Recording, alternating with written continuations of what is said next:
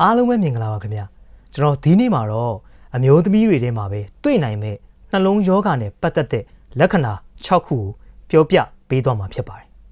ကျွန်တော်တို့နှလုံးယောဂဆိုတာကကျွန်တော်ကြားမှမရွေးအသက်အရွယ်မရွေးဖြစ်ပွားတဲ့ယောဂလက္ခဏာတစ်ခုပါဒါပေမဲ့အခက်မသိရင်ကျွန်တော်တို့အသက်အနေနဲ့ဆုံးရှုံးသွားနိုင်တာကြောင့်ကျွန်တော်တို့မပေါ်စားသင့်တဲ့ယောဂတစ်ခုလည်းဖြစ်ပါတယ်အဲဒီတော့ကျွန်တော်တို့အမျိုးသမီးတွေအတွက်တီးတန့်ဒီနှလုံးယောဂနဲ့ပတ်သက်တဲ့လက္ခဏာရက်တွေကိုကျွန်တော်ပြောပြပေးသွားမှာဖြစ်ပါတယ်ပထမဆုံးအချက်အနေနဲ့ကျွန်တော်ခန္ဓာကိုယ်အနှံ့နာကျင်မှုတွေပေါ့နော်ဘလို့နာကျင်လဲဆိုတော့ကျွန်တော်ကြောပတ်လက်ဘင်းနဲ့ဂုံပြီးတော့ကျွန်တော်တို့မေးရိုးတစ်လျှောက်ပြီးရင်ကျွန်တော်လက်မောင်းနှစ်ဖက်မှာသူကရုတ်တရက်ဆူဆူဝါးဝါနာကျင်မှုကိုခံစားရပါလိမ့်မယ်တခါတလေကြောက်လို့ရှိရင်ကျွန်တော်ညအိတ်နေရင်းနဲ့တော့မှလက်နိုးပြီးတော့နာလို့ဆိုပြီးတော့အဲ့လိုအခြေအနေမျိုးတော့ရှိပါတယ်အဲ့လိုမျိုးအခြေအနေမျိုးကိုရောက်ပြီဆိုလို့ရှင်တော့ဆရာဝန်နဲ့အမြန်ဆုံးတွားရောက်ပြသဖို့လိုအပ်ပါတယ်ခင်ဗျနောက်တစ်ခုကဘိုင်မကောင်းတာပေါ့နော်ဘိုင်မကောင်းတာကျွန်တော်တို့အစာရင်အစိတ်တင့်တယ်လို့နဲ့ဒီအပူဆက်စားတာများလို့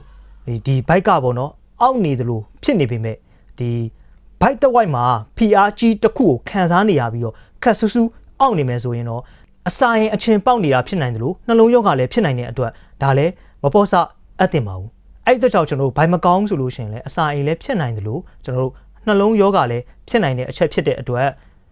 တေးချာချာယောဂလက္ခဏာကိုခွဲခြားဖို့လိုအပ်ပါတယ်နောက်တစ်ခုကကျွန်တော်တို့ချွေးစည်းထွက်တာပေါ့နော်ချွေးစည်းကကျွန်တော်တို့ပူလို့ထွက်တာမျိုးမဟုတ်ဘဲနဲ့ဒီခန္ဓာကိုယ်တစ်ခုလုံးကိုအေးဆက်တောက်တင်းပြီးတော့ဒီခြေဖြားတွေလက်ဖြားတွေပြီးတော့စီးဆက်ဂုတ်မှာပေါ့နော်ဒီချွေးစည်းတွေထွက်နေမယ်ဆိုရင်နှလုံးမှာဖိအားတစ်ခုခုရှိနေတဲ့အတွက်ခန္ဓာကိုယ်ကလက္ခဏာပြနေတာပဲဖြစ်ပါတယ်နောက်တစ်ခုကကျွန်တော်တို့လှုပ်လှုပ်ရှားရှားနည်းနည်းလေးလှုပ်လိုက်တာတော့မှမောနေပြီဆိုလို့ရှင်တော့နှလုံးအားနေနေပြီဆိုတဲ့အချက်ကိုပြနေပြီပဲဖြစ်ပါတယ်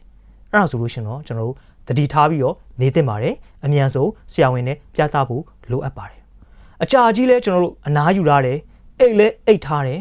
ပင်ပင်ပန်းပန်းလဲဘာမှမလုပ်ထားဘဲနဲ့တောင်မှကျွန်တော်တို့မောပန်းနေမယ်ဆိုလို့ရှင်တော့ဒါနှလုံးသွေးကြောပြဿနာနဲ့ရင်ဆိုင်နေရပါပြီအမြန်ဆုံးဆရာဝန်နဲ့ပြသဖို့လိုအပ်ပါတယ်တခါတလေမှာစိတ်ဖိစီးမှုကြောင့်မဟုတ်ဘဲနဲ့ဒီအထိုင်အထလေးမှာတော့မှ